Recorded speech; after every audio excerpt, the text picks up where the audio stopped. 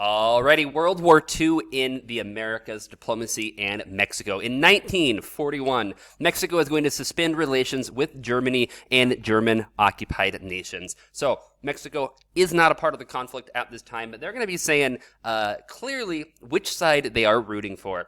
They're going to refuse to accept German control as legitimate. They were going to refuse to accept Hitler and the Nazis and their control over these occupied nations as legitimate. They're saying this is not true. You might control Poland right now, but it is not legitimate. You might control France and the Low Countries. It is not legitimate. They're going to then break off all diplomatic ties with Axis countries after the attack on Pearl Harbor. So previously it was only with Germany. They're going to make this even more intense with all Axis powers after the war. So they're going or after Pearl Harbor. So they're going to break off relations with Japan, break off relations with Italy, and anyone else who's going to be supporting the Axis powers.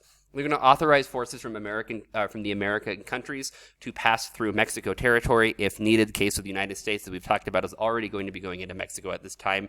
Any other country in the Americas who is fighting in the war effort has the ability to cross through Mexican territory if they need to do it. Mexico is going to be totally fine with this. In January of 1942, we're going to get the Inter-American Conference, and this is where they're going to officially sever diplomatic ties with the Axis, all these countries are going to get together and basically just say, you know what?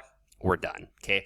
This could be one thing you could talk about when it's talking about some of the long-term impacts of the good neighbor policy. This probably would not have been something that would have happened quite so quick. Remember, Pearl Harbor is December of 1941, January of 42. They're already doing this if it was not for the success of the good neighbor policies.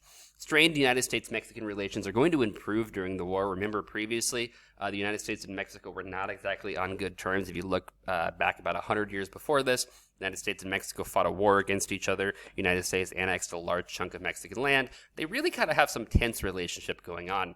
But this relationship is going to be improving.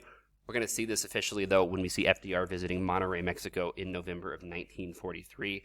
This is going to be the first meeting of the United States president and the Mexican head of state since the 1870s. So it's going to show really how dramatic this shift is going to be and that Mexico and the United States are now going to be friends. We're going to the Inter-American Treaty of Reciprocal Assistance and Solidarity as well, which is going to reiterate the ideas of national sovereignty and non-intervention from the good neighbor policy. So it no longer is the good neighbor policy so much about talk.